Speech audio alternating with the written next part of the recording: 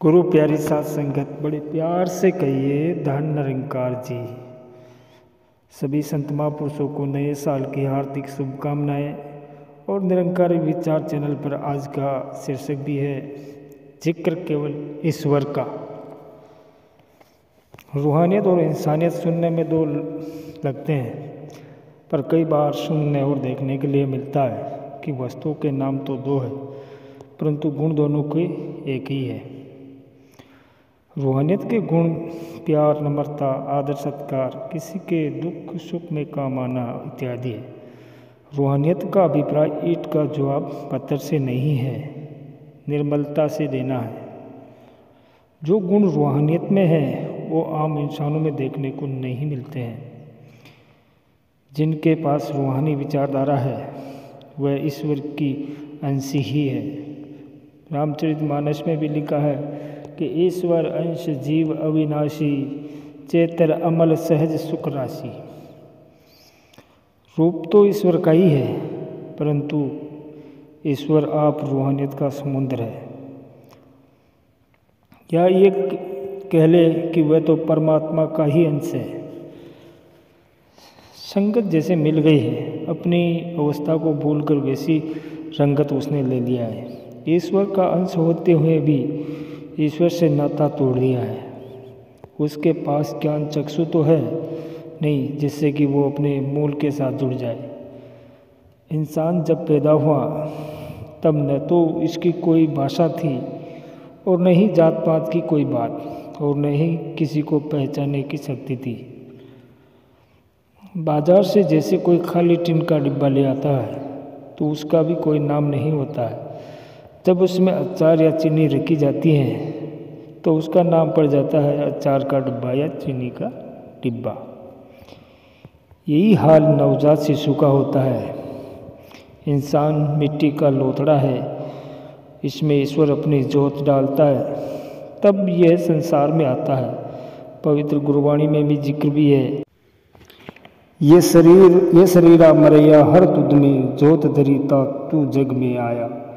इस प्रकार स्पष्ट है कि हरि ने अपनी ज्योति रखी है। यदि ईश्वर संसार में अपनी ज्योत नहीं रखता तो ये संसार में कैसे आता। परंतु ईश्वर की माया को भी समझना बहुत कठिन है।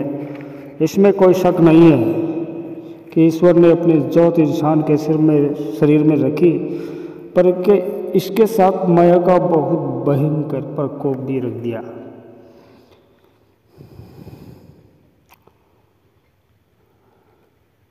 जिसके कारण इंसान को अपने मूल के संबंध में सोचने की प्रेरणा ही नहीं मिल पाई।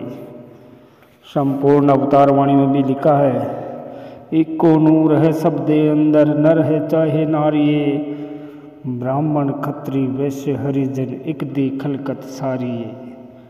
कि ये सृष्टि है तो ईश्वर की ही, और ईश्वर ही सबको सब कुछ देने वाला है। परंतु मूर्ख इंसान प्रभु की इस लीला को समझ नहीं पाया।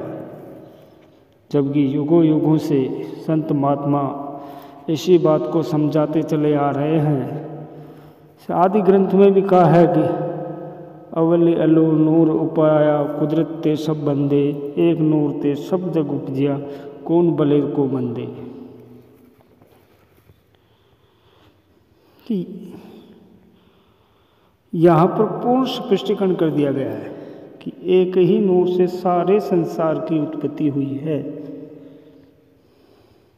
और जो इस ज्योति के साथ जुड़ गए उनका जीवन रूहानियत के रंग में रंग गया। रूहानियत में इंसानियत के गुणों को लेकर कोई फर्क नहीं है, इसलिए इंसानियत भी इस एक नूर के साथ मिलकर इससे युक्त हो जाती है। माया के प्रकोप के नीचे दबे हुए लोगों को क्या पता कि रब कौन है, गुरु कौन है और ज्ञान क्या है। जीवन में इन चीज़ों की जरूरत भी है कि नहीं। माया में लिप्त इंसान की यही अवस्था है। सुख रूहानियत में है या इंसानियत में है। इससे प्रमाणित होता है कि इंसान हर युग में अज्ञानता के साथ साथ अपना जीवन तय करता रहा है। रूहानियत के गुण लेने के लिए इंसान को रूहानियत की शरण में आना पड़ेगा। रूहानियत तो इंसानियत को अपनी जेब में डालकर घूमती है। रूहानियत से मिलने के लिए इसके गुणों को अपनाना होगा। जिस तरह अंग्रेजी की MA की पढ़ाई करनी हो तो हम अंग्रेजी की किताबें खरीदते हैं और अंग्रेजी पढ़ाने वाले प्रोफेसर की शरण लेते हैं।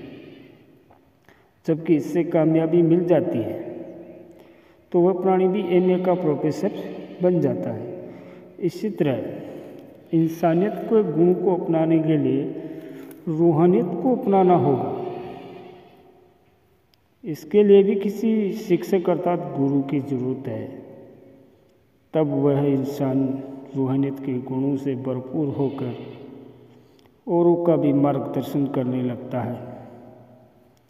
इंसान को इंसानी शरीर मिला ही इसलिए है कि इंसानियत का हकदार इंसान ही है,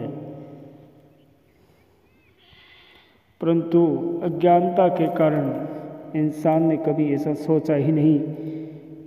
सोच समझ तो सतगुरु ही देता है। जैसे गुरुवाणी में लिखा है कि भूले को मार्ग गुरु बताया, ऐसा गुरु बड़भागी पाया। बड़भाग होते हैं तब ऐसा गुरु सतगुरु नसीब होता है, जो हमारे दिमाग के कपाट खोल देता है, सत्य और असत्य का बोध करा देता है। परंतु जैसे कहा गया है कि सकल पदार्थ यही जगमाई, कर्महीन नर पावत नहीं। कर्महीन इंसान बेचारा क्या करे, उसके पास ऐसी बुद्धि विवेक नहीं है जिसके कारण साकार रूप में भगवान की पहचान कर सके। ये तो सद्गुरु को दया आती है, तरस आता है, उसके कर्मों को बदल कर अपने असल रूप में मिला देता है। भक्त कबीर जी स्पष्ट रूप से कह रहे हैं, कहते कबीर हम राम की अंश। कबीर जी ने इंसान को इतना बड़ा दर्जा दिया, उसकी महिमा बताई, परंतु इंसान अपने कर्मों से बाज नहीं आया। राम की अंश तो इंसानियत के गुणों से भरपूर है, ईश्वर से भिन्न नहीं बताया। इंसान इतना बड़ा दर्जा लेकर भी अगर ठोकरें ही खाता रहे तो इसके लिए बुद्धि विवेक कहाँ से आएगी। बाबा बुल्ले शाह जी और भक्त कबीर जी का जीवन रूहानियत में रंगा हुआ है। आज भी कोई इनकी वाणी पढ़ता है तो इसी रंग को खोजने लगता है। बाबा बुल्ले शाह का रूहानी रंग निराला है कि हीर रांझण दे हो गए मेले, बुल्ली हीर ढूंढे ही वेले, कि रांझण यार बगल में खेले, जित बल देखूं यारो यार, इश्क दी नवियों नवी बार। रूहानियत और इंसानियत से जुड़े हुए इंसानों का जीवन बेशक पढ़कर देख ले, इसमें ईश्वर के जिक्र के अलावा और किसी का जिक्र नहीं मिलेगा। बाबा बुल्ले शाह जी जब रूहानी इश्क के रंग में रंगे तो उन्होंने कह दिया, जब मैं हर तरफ ए इश्क दा पड़िया, मस्जिद कोलो मुलाया डरिया, जा जा ठाकुर द्वारे बढ़िया। कि रूहानियत के रंग में रंगे हुए, चाहे सूफी फकीर है, चाहे संत महात्मा है, इन्होंने हर हालत में हर जगह रूहानी रंग को ही बिखेरा है। और आज भी परम दयालु सतगुरु माता सुदीक्षा जी महाराज